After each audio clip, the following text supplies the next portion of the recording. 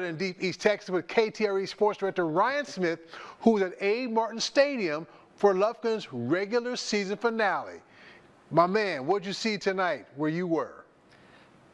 Yeah, no, MC, absolutely right. It was a big game, senior night for Lufkin, and they did everything they could to try and get that second seed in their district standings to try and host a playoff game, but just fell short with Barbers Hill picking up a win tonight over Westbrook. But they did what they needed to do in a big way, 52 to 12 win over Galveston Ball, who just hasn't necessarily had the season they had hoped to after having a good season last year. Now 2-8 on the season, didn't get a win in district play all year long. And for the better part of this football game, it looked like a playoff team versus a non-playoff team. I think you know exactly what I mean by that. It was just Lufkin overwhelmed Galveston Ball. It came off the first drive where, you know, Lufkin did what they normally do in these grinded out, short pass, swing pass, screen pass, run the ball, these long drives, these ticking clocks, and be able to go down the field with relative ease, score a touchdown, get the ball back quick, and then do it all over again for that next drive to take an early 14-point lead.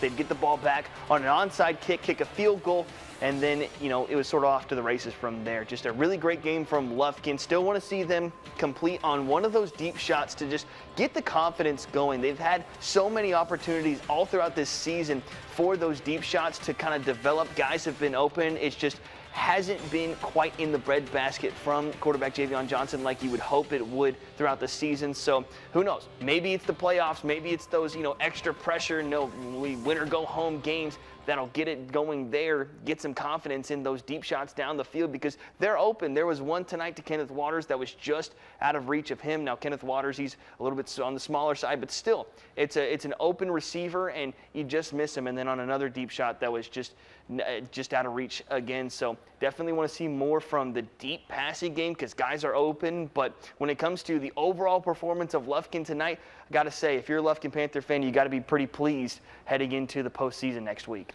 And we should note that when teams, whether they're seeded 1 through 4, make it to the postseason, doesn't mean everything's clean for anybody. They're going to look at that game film and break it down and say, listen, we're not perfect, but we're in. This is where we can work and strive towards perfection. And that'll be a learning tool for them about, okay, we're in. Now it's like we win or we go home. There's no second chances. So to your point about some things they need to tighten up, they're getting the opportunity to do so.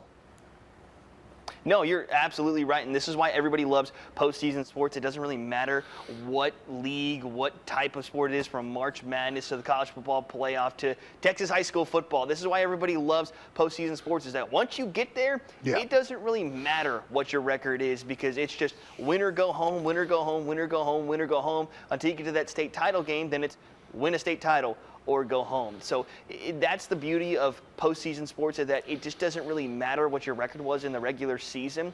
It matters now whether you can win this next week, and obviously be looking out for Lufkin in that factor. You know, they got a playoff win last year, first time in a little bit, looking to make it back-to-back years and just making it back to the playoffs and potentially getting that, you know, making it back to the second round of the playoffs. That area round would be just a huge step up for Lufkin, considering all the talent that they lost, considering the new head coach, the new coaching staff, having a quarterback that didn't play pretty much all of last year outside of one half against Barbers Hill. You know, it would be a huge step in the right direction for Lufkin to have these back-to-back seasons where not only you make the playoffs, but you get a big playoff win, and we'll have to wait and see next week if they can, you know, get that done. But still, when it comes to this overall season, you got to look at it as a pretty good one for Lufkin with all the change they had in the offseason, just to be able to, you know, make it back to the playoffs and even be in the running for that 2 seed and being able to host a playoff game.